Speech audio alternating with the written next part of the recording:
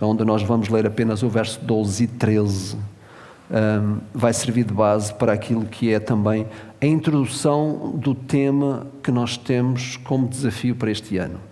A nossa igreja tem tido um lema todos os anos, os irmãos vão ver qual é o lema deste ano, esperando que todos nós nos possamos conduzir neste lema, a fim de que a igreja do Senhor seja abençoada. Verso 12: assim, pois, amados meus, como sempre obedecestes, não só na minha presença, porém muito mais agora na minha ausência, desenvolvei a vossa salvação com temor e tremor, porque Deus é quem efetua em vós tanto o querer como o realizar, segundo a sua boa vontade. Já falámos aqui, através dos cânticos, daquilo que é a vontade do Senhor, não é?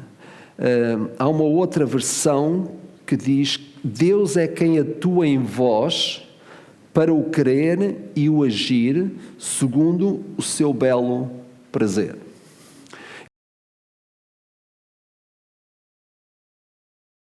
Confrontado com uma decisão importante na minha própria vida.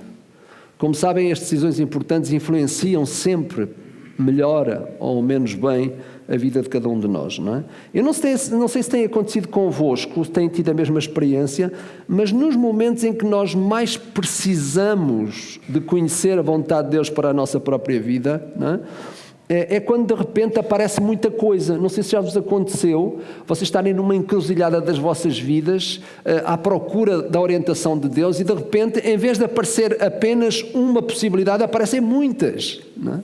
Tem acontecido muitas vezes. Eu lembro que nesta fase da minha vida havia várias possibilidades em simultâneo, e realmente houve uma coisa que me ajudou a decidir, até porque a opção a mim naquela altura, mas eu a tomei. E sabem porquê? Porque de facto eu estava comprometido com o exercício da vontade de Deus na minha própria vida. Quando falamos da vontade de Deus, às vezes parece que é uma coisa estranha. Às vezes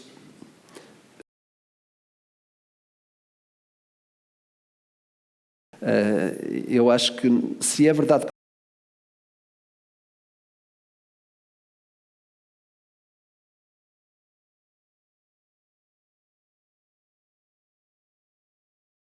ser um anjo de vez em quando para dar uma orientação, que bom que seria, não é? Nós hoje temos instrução do Espírito Santo, emitir algumas informações importantes. Eu acho que o privilégio de sermos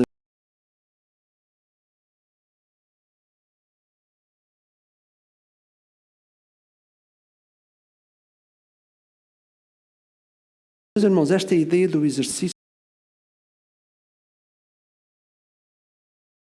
nós achamos que se torna uma coisa muito, sei lá, às vezes achamos que é uma grande epopeia, deixem-me usar o termo, parece assim uma coisa que acontece, não é? Numa fase da nossa vida em que parece que aquilo determinou o resto todo, e às vezes é verdade, fazemos decisões na nossa própria vida que assumem um papel importantíssimo, mas sabem, o exercício da vontade de Deus na nossa vida é uma coisa que acontece todos os dias de uma forma constante e permanente. E porquê? Porque Deus é um Deus presente.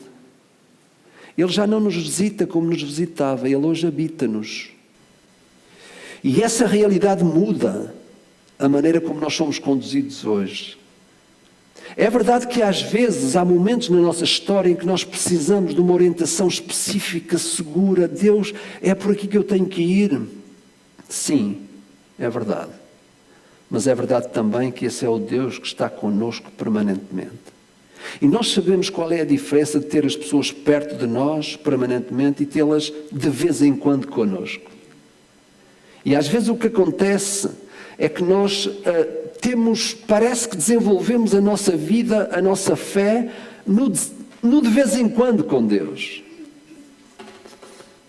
Mas não é isso que Deus deseja, porque Deus habita-nos para estar connosco de uma forma constante e dar-nos a orientação necessária. Bem, nós queremos este ano ter um lema E o lema que nós temos é este: fazer o que Deus quer e querer o que Deus faz. Hoje eu quero introduzir o tema e quero depois, nos próximos domingos, depois do aniversário, entrar por aí e pegarmos neste assunto e tratá-lo de uma forma, eu diria, bastante prática. Não é? Mas sabem que, os irmãos, que quando lemos este texto aqui, é importante nós percebermos que Paulo está aqui a instruir neste capítulo 2 os crentes lá em Filipos, porque ele sabe que o contexto daquela igreja, da forma como ela estava na altura em que ele escreveu, sabem que havia lá uma certa propensão, deixem-me usar este termo, uma certa propensão para um espírito de divergência na igreja lá em Corinto. Uma igreja que realmente começou muito bem, não é? Mas sabem, ela é feita por pessoas. E ainda bem que a igreja é um organismo que se renova, não é? Uns vão entrando, outros partem para o Senhor. Ainda ontem estivemos lá no Troviscal, um irmão, o pastor Raul Mota, com 99 anos, e eu fiquei com tanta pena que ele não chegasse a abril para completar os 100 anos, não é? Era uma idade muito bonita, não é? Então, Deus vai tirando pessoas da nossa vida e vai acrescentando pessoas à nossa vida. E, de facto, neste exercício nós sabemos que quando nos relacionamos, a vida não é igual. Às vezes existem propensões para certas coisas e lá em Corinto havia este espírito de dissensão dentro da própria comunidade e ele chama a atenção para isso. E, meus irmãos, o que acho curioso a maneira como o apóstolo Paulo escreve para eles e dá-lhes um conselho. E ele está a dizer uma coisa muito importante.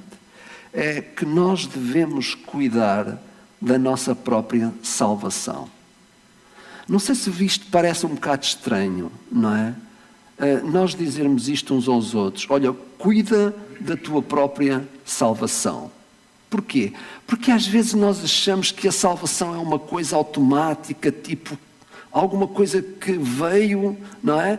E que parece que não tem mais nada a ver. Eu sou salvo graças a Deus, assim como às vezes os ateus dizem. Como é que eles dizem? Alguém sabe? Não é? Eu sou ateu graças a Deus, não é? Já ouviram essa afirmação, não é? E às vezes nós dizemos a mesma coisa de uma outra forma. Sou salvo graças a Deus e parece que isto não tem nada a ver com o meu dia-a-dia. Parece que isto aqui foi uma coisa que aconteceu na minha história lá atrás no tempo e parou. E Paulo está a dizer que a melhor forma dos crentes fazerem com que esse espírito de dissensão que eventualmente existe lá, a melhor forma é eles darem atenção àquilo que é a própria salvação. E eu acho isto tão interessante, meus irmãos, porque de facto nós gostamos de cuidar bem das coisas a que nós damos valor, não é? Faz sentido. Lá em casa nós não mandamos para o lixo aquilo que tem valor. Pois não? Nós vivemos com cuidados em relação àquilo que tem valor. Ora, se a nossa salvação é de facto algo valioso, então significa que nós cuidemos dela. Portanto, faz sentido o que Paulo está aqui a dizer aos crentes lá em Filipos. É normal nós cuidarmos das coisas que têm valor, sobretudo das coisas que Deus trouxe para a nossa vida. Deixem-me ler aqui um versículo em que o próprio apóstolo Paulo, quando escreve aos Romanos, ele diz isto: já é hora de despertarmos do sono. Olhem bem esta expressão. Porque a nossa salvação está agora mais perto de nós do que quando aceitámos a fé. Já tinha pensado nisto? É muito interessante, não acham? Paulo está a dizer que a salvação não é uma coisa estática, dinâmica. A salvação está mais perto de nós agora do que quando aceitámos a fé, e cada um de nós teve uma experiência de aceitar a fé, uns há muitos anos, outros há menos anos, mas a nossa salvação está agora mais perto. É interessante o que ele está a dizer. Ele está a dizer que esta ideia de salvação não é uma coisa que veio tipo pacote que Deus enviou para nós, não é? E agora deixa estar, que é muito bom, sou salvo. Mesmo quando eu faço asneiras, eu sei isto, sei aquilo. Mesmo quando eu peco, eu sei que sou salvo. E às vezes parece que isto não tem nada a ver connosco, teve a ver com o momento da nossa história. Sabem, Paulo tem consciência que a nossa salvação é uma realidade que se intensifica. Intensifica mesmo. É curioso que ele escreve também, quando escreve aos Tessalonicenses, ele diz estas palavras: dizem-nos que vos convertestes dos ídolos para servirdes o Deus vivo e verdadeiro e aguardardes dos céus a seu Filho, a quem Ele ressuscitou dentre os mortos, a saber, Jesus que nos livra da ira futura. Há ali 3 palavras que estão assinaladas. Neste versículo, nós entendemos aquilo que se chama a doutrina da salvação em 3 estados. Reparem as palavras: convertestes para servirdes e aguardardes. A salvação, ela é vista nas Escrituras em 3 estados. Eu vou explicar o que é que isso quer dizer. Não é? Em primeiro lugar, é a chamada salvação no passado. Olhem o que é a palavra que está lá. Vos convertestes. Isto significa que há uma ação de Deus na tua e na minha história no passado. Nós nos convertemos. Houve uma mudança na nossa vida, uma percepção de consciência quem Deus era e quem eu era, e vos convertestes. Chama-se a isto o trabalho da justificação. Justificação é o trabalho que Deus faz quando aponta o dedo para nós e, em vez de nos dizer que nós somos culpados, diz-nos: vocês são absolvidos. Teo já não é mais culpado porque a culpa foi sobre o meu filho. É isso que Deus diz na justificação. A justificação, uma das coisas que faz é que retira a penalidade do pecado sobre nós. Nós já não somos mais culpados. Mas não ficamos por aí. Porque o apóstolo Paulo, quando escreve, diz: para servirdes. Está a trazer para o presente. E ele está a dizer que isto tem a ver com uma outra doutrina das Escrituras chamada a santificação. A santificação tem uma outra função, que é retirar de sobre nós o poder do pecado. Reparem, a justificação retira a penalidade do pecado. A santificação retira o poder do pecado. A palavra de Deus diz, Paulo, quando escreve aos Romanos, diz que o pecado não tem mais domínio sobre nós. Certo? A salvação continua a operar através da santificação. É o outro estado. Mas sabem, ele diz outra coisa, ele diz: aguardardes do céu a seu Filho. Isto é a salvação no futuro. Salvação no passado, justificação, no presente, santificação, e no futuro, glorificação. A Bíblia fala disto. Nós seremos glorificados. E sabem o que é que a glorificação faz? Resolve o problema da presença do pecado. Reparem, Paulo está a escrever aos Tessalonicenses e ele está a dizer isto. Meus amigos, a salvação é dinâmica. A salvação não é estática. Ela não aconteceu na nossa história e ponto final. Ela continua a ser algo dinâmico nas nossas próprias vidas. A salvação aparece nas Escrituras, no Novo Testamento, em 3 estados. Eu me converti, não eu, mas a ação de Deus me converteu. Salvação no passado, estou justificado, não por causa de mim próprio, não por causa das minhas obras, mas foi Deus que disse: tu não és mais culpado porque o meu filho levou a culpa por ti. A salvação continua a operar nas nossas vidas através do processo da santificação, em que retirou de nós o poder do pecado. Eu já não tenho que pecar, eu tenho poder para vencer o pecado. É isso que está a ser dito. E isso é o processo de santificação que me torna semelhante a Jesus. Cada vez que o pecado é dominado por mim, eu me assemelho a Cristo. Assemelho-me ao caráter de Cristo. Ele andou entre nós e não pecou.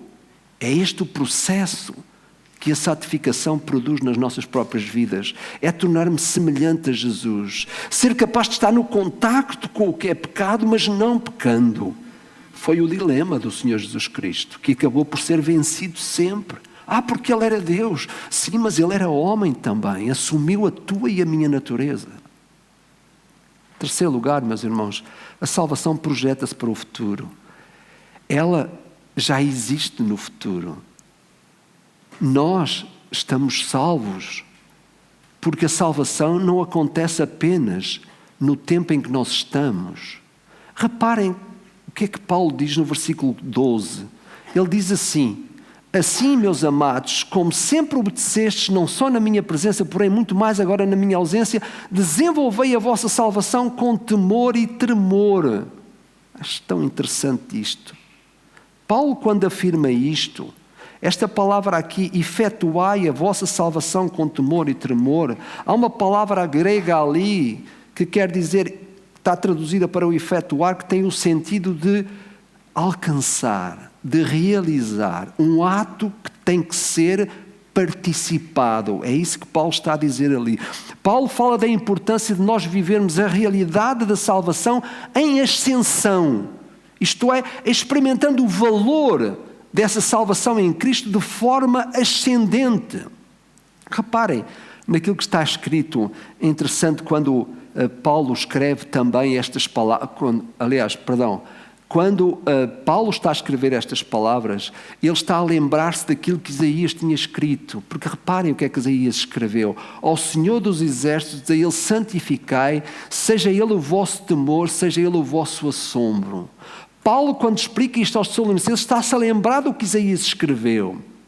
De facto, Jesus, Deus é para nós isso. Nós existimos através da salvação para o santificarmos, para realmente vivermos debaixo deste ambiente. Que a salvação, de facto, é dinâmica e não estática. Reparem o que é que Jesus disse: aquele que em mim crê tem a vida eterna. A salvação do pecador inicia-se numa dimensão humana, mas projeta-se também numa dimensão eterna. De facto, a salvação inicia-se quando nós somos pessoas carentes de sermos salvos, mas goza-se no imediato numa perspectiva já eterna. Foi por isso que Jesus disse: tem a vida.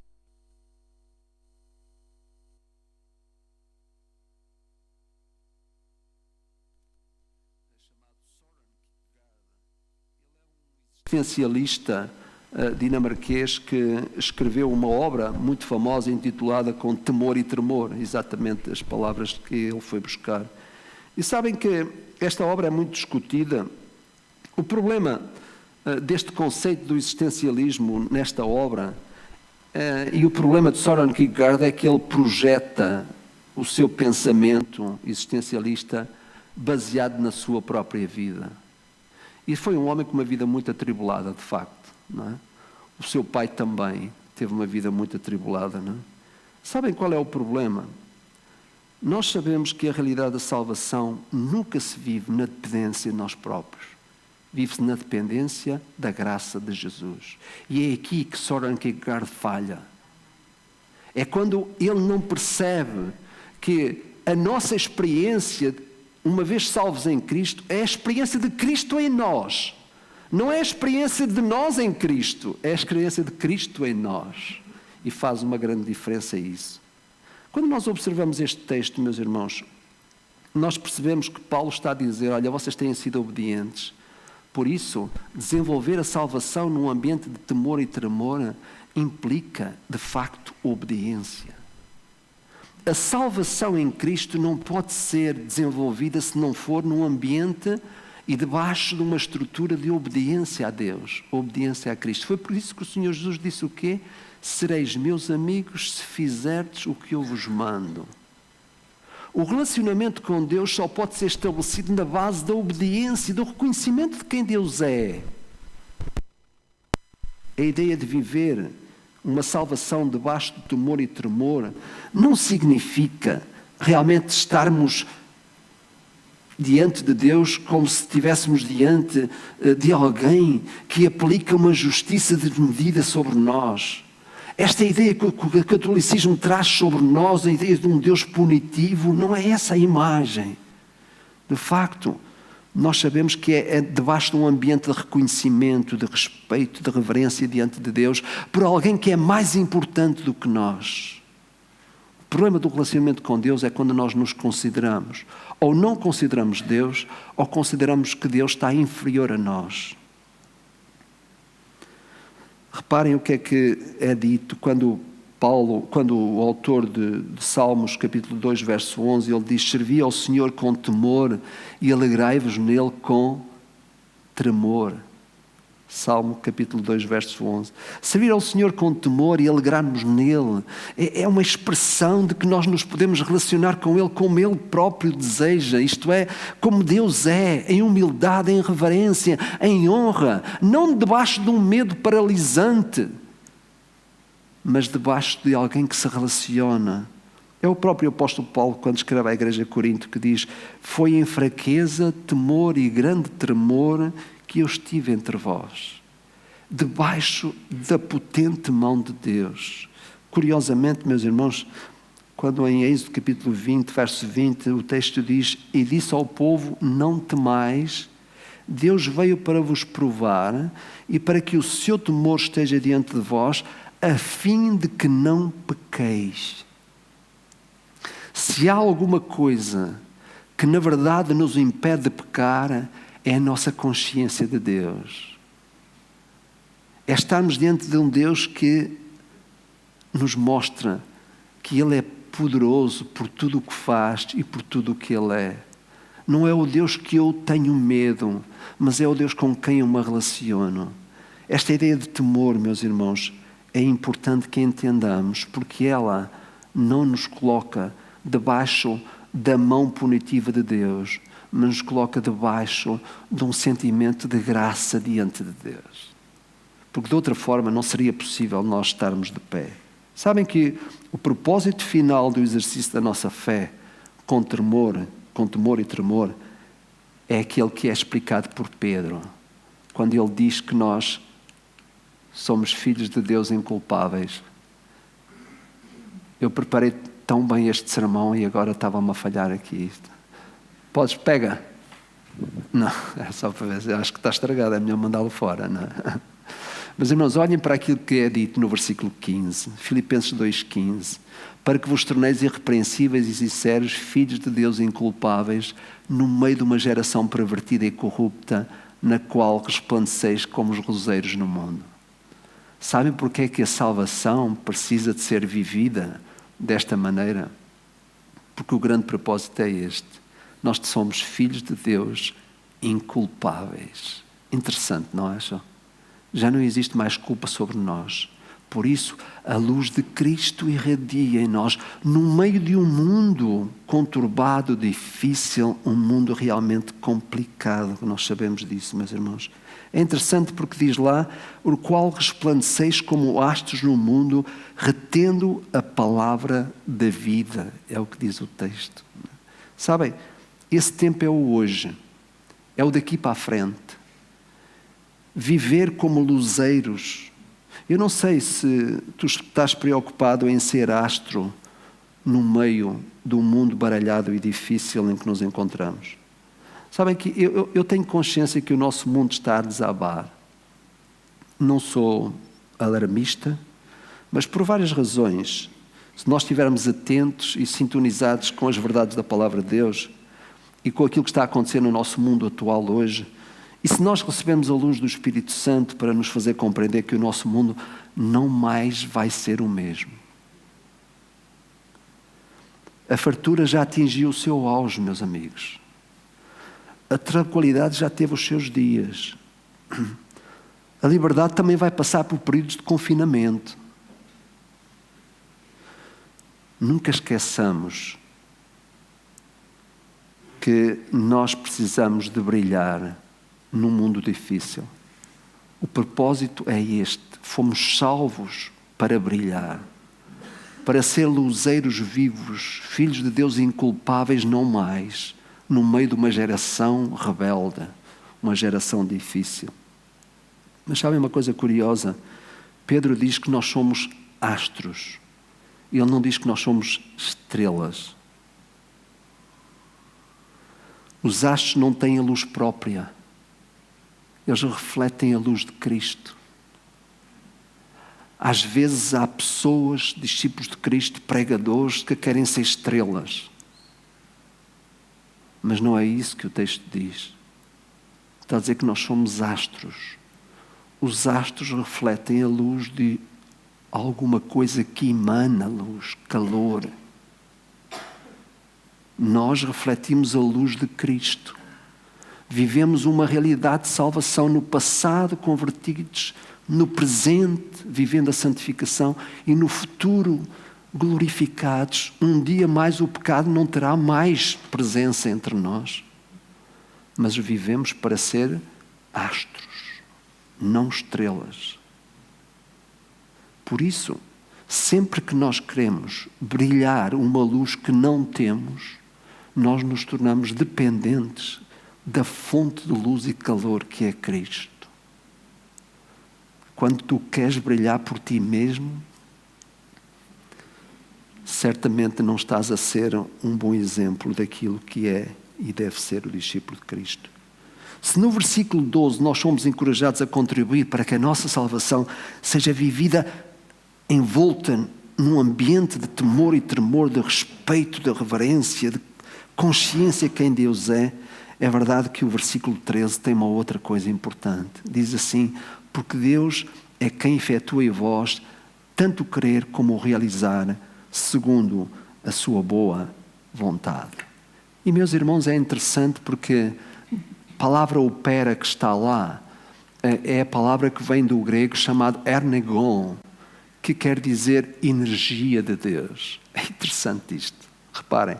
Sabem que há alguns cristãos que pensam que esta afirmação aqui, aliás, esta afirmação, este versículo não traz consenso entre os estudantes das Escrituras, mas há pessoas que pensam que realmente aqui, quando diz que Deus opera em vós, alguns pensam que esta afirmação é dada como uma razão para fazer-se um esforço para se ser salvo, para realizar a salvação. Alguns pensam isto.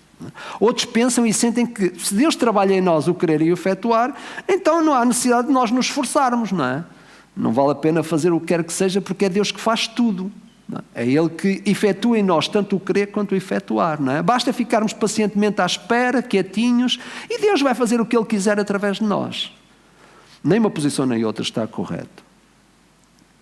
A palavra aqui significa que, aliás, é traduzida para o inglês de uma forma diferente e que na nossa versão diz Deus opera, não é? Vem deste verbo que significa estar ativo.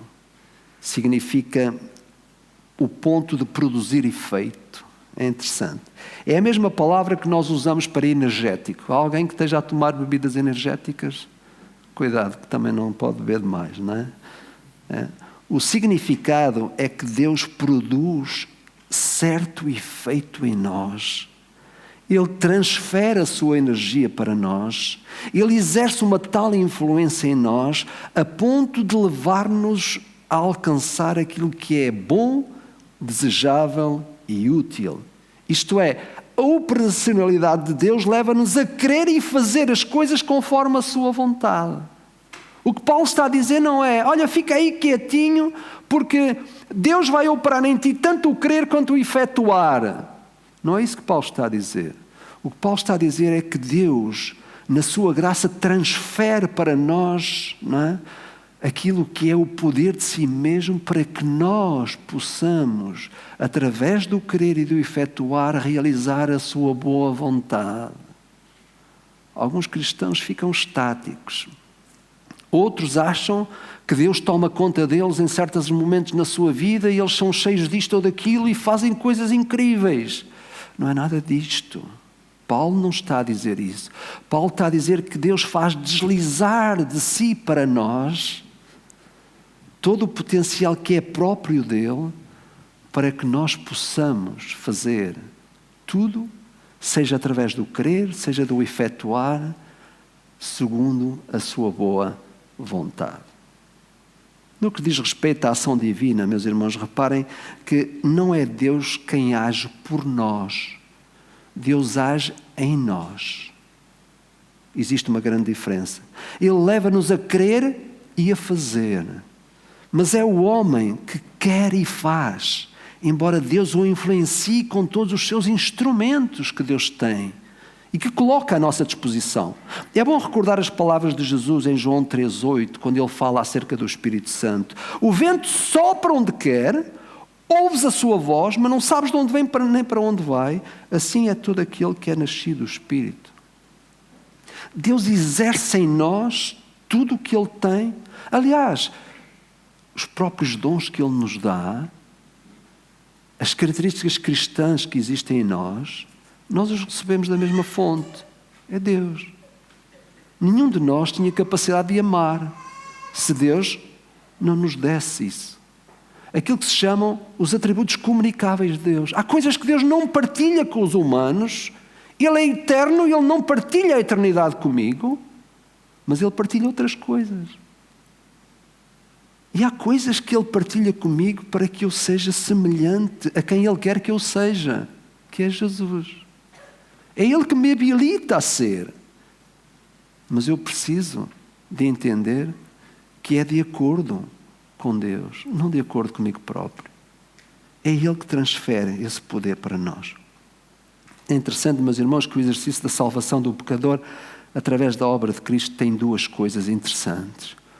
Uma delas aparece aqui, capítulo 2, versículo 11. Voltem lá e vejam o que é que diz. E toda a língua confesse que Jesus Cristo é o Senhor, para a glória de Deus Pai. Tu nunca podes viver a salvação plena em Cristo, da forma como Ele está a explicar, se tu não viveres debaixo da soberania de quem Cristo é. Ele é Senhor. Ele é Senhor. Toda a língua confesse que Jesus Cristo é o Senhor, para a glória de Deus Pai. Tu não podes neste mundo ser astro se tu não fores astro debaixo daquilo que é a soberania de Cristo na tua própria vida. O que é que isto quer dizer? Que se Jesus é Senhor da tua vida, então significa que Ele é dono de tudo. Das coisas que têm valor e das que não têm valor. Daquelas que tu consideras que são válidas e as que não são.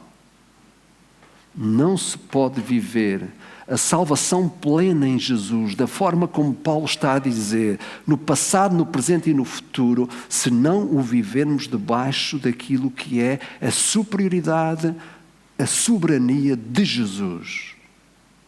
Isso significa que Ele mexe em todas as áreas da minha vida, seja aquelas que eu domino e as que não domino, os vícios que eu consigo ultrapassar e os que não consigo. Ele é Senhor sobre tudo isso. Ele é dono. Ele é mestre. Ele é possuidor de tudo o que eu sou. Ele influencia o meu viver, porque eu lhe pertenço. E é muito importante. Nós gostamos de cantar estas palavras de Filipenses 2:11, mas nós precisamos de vivê-la. Cristo é Senhor. E há um outro versículo 13 que diz que é na dependência da boa vontade de Deus. Não se pode viver, Paulo está a explicar, essa realidade da salvação que é tão presente, que é tão eterna, certo? Que é tanto presente quanto eterna. Não se pode ser vivida se não for debaixo da soberania de Jesus e debaixo daquilo que é a dependência da boa vontade de Deus. O que é que significa fazer a vontade de Deus?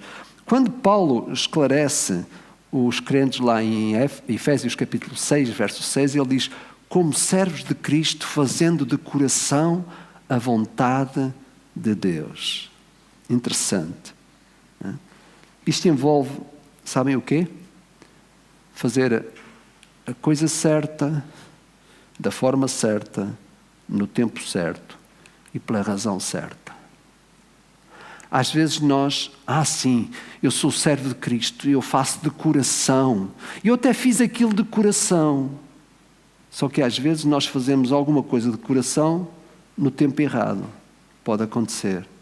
Ou talvez da forma errada.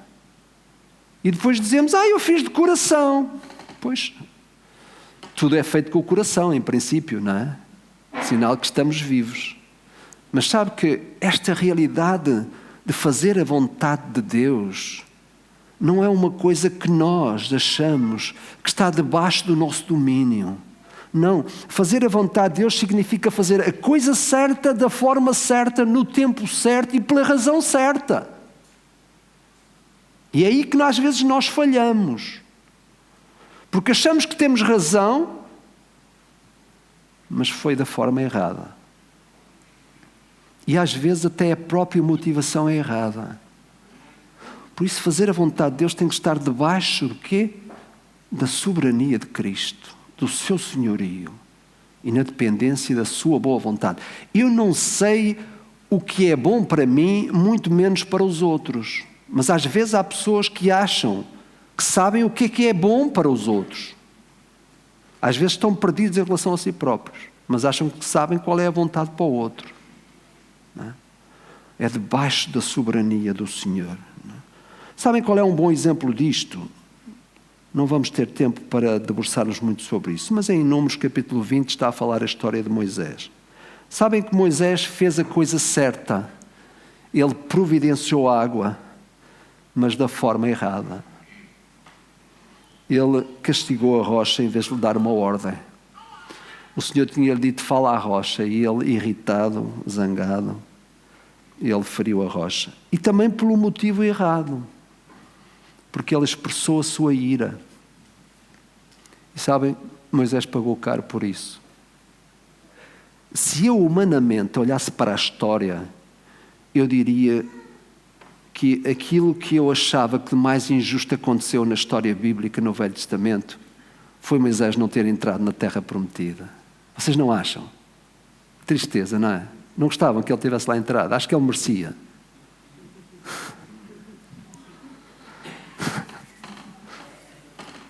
Aguentou com aquele povo, ficou com os cabelos brancos, acho eu, não sei, não, mas não sei se teve tempo, mas... Vejam bem, aguentou com aquele povo rebelde, zangões, sempre, azedos, eram azedos, não é? Sempre a queixarem-se. E naquele momento Deus tinha-lhe dito, olha, dá ordem à rocha. E ele, sabe o que aconteceu? Isto é uma história muito interessante aqui. Moisés era um homem irado. Ele tinha um caráter irado. Foi por isso que Deus o mandou durante 40 anos lidar com as ovelhas. E foi por isso que o seu caráter irado deu cabo matou o egípcio. Ele tinha cá um feitiozinho, cuidado, não é? O mesmo feitio que nenhum de nós tem, pois não? Não. E Deus... Eu imagino quantas ovelhas levaram pedradas do Moisés durante aqueles 40 anos.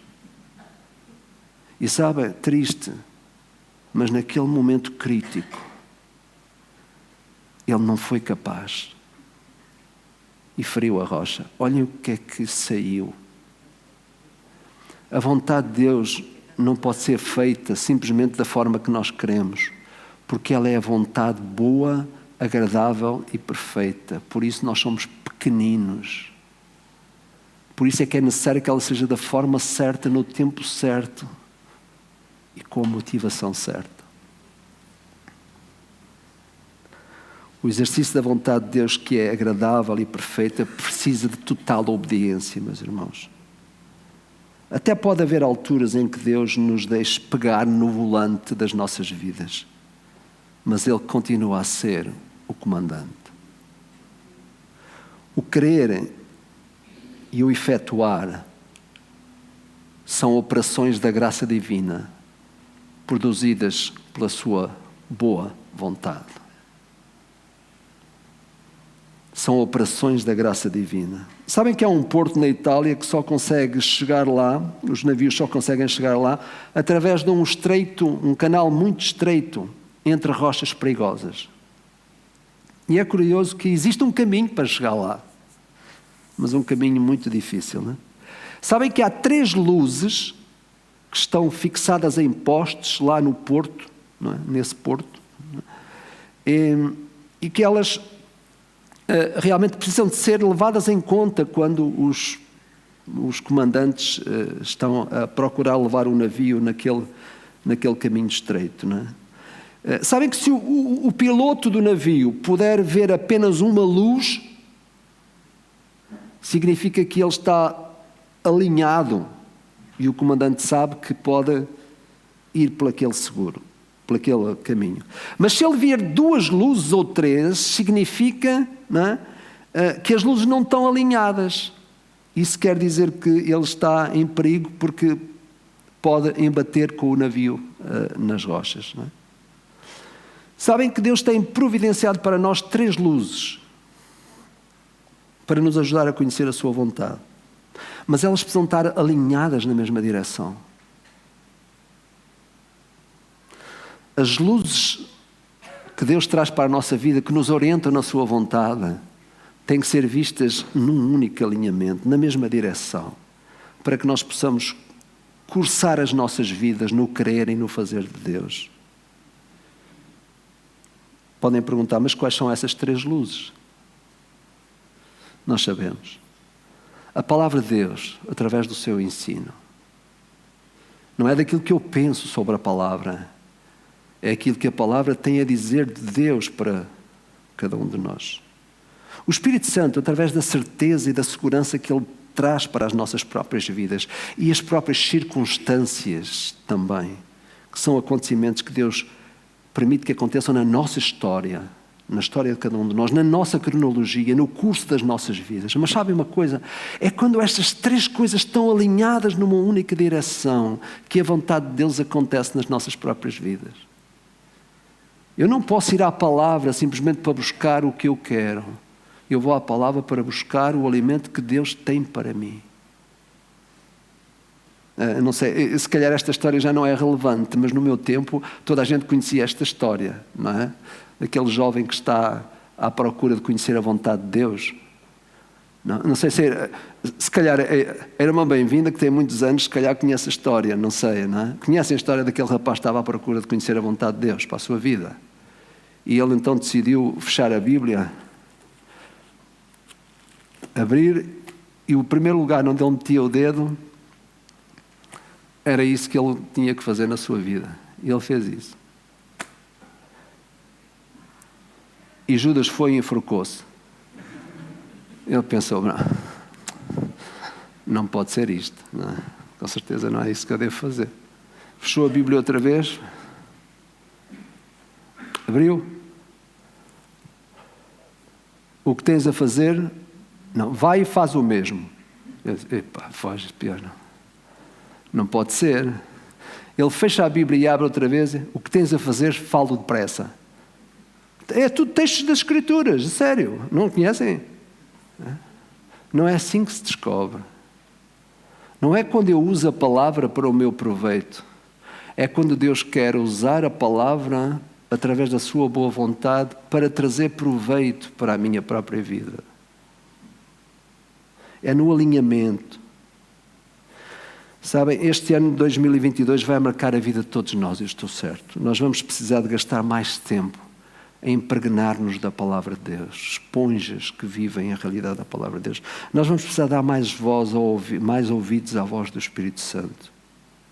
Nós vamos precisar de ser capazes de ver as circunstâncias como bússolas que apontam o norte verdadeiro para as nossas próprias vidas. Mas todas as 3 luzes têm que estar alinhadas numa única direção. É quando elas estão alinhadas que a vontade de Deus se torna perfeita para nós. Eu recordo-me do primeiro dia em que deixei a Esther conduzir. Não foi traumático, Fiquem descansados, não é? Sabem que quando nós conduzimos, nós não nos apercebemos que há processos simultâneos que têm que ser feitos, não é? A condução é uma coisa que é muito... nem nos apercebemos às vezes, não é? Curiosamente, nós temos que jogar a embreagem junto com a mudança, não é? Nós temos que... o travão tem que ser acionado sem a embreagem em baixo. Já perceberam que há aqui processos, não é?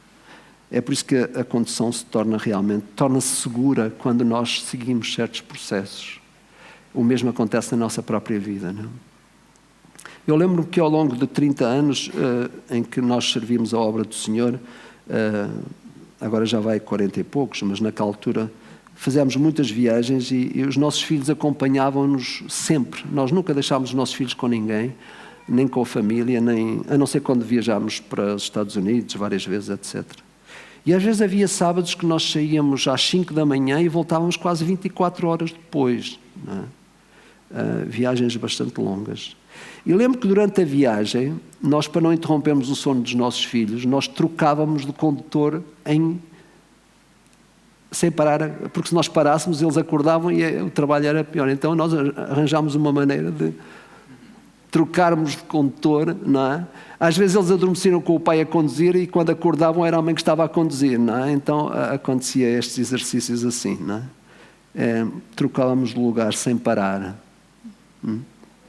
É interessante porque, meus irmãos, às vezes acontece que Deus nos deixa a nós conduzirmos as nossas vidas, mas Ele sempre está ao lado. Ele nunca se afasta. Faz-me lembrar a história daquilo que aconteceu lá no Mar da Galileia, lembram-se? Jesus dormia e o mar revoltou-se.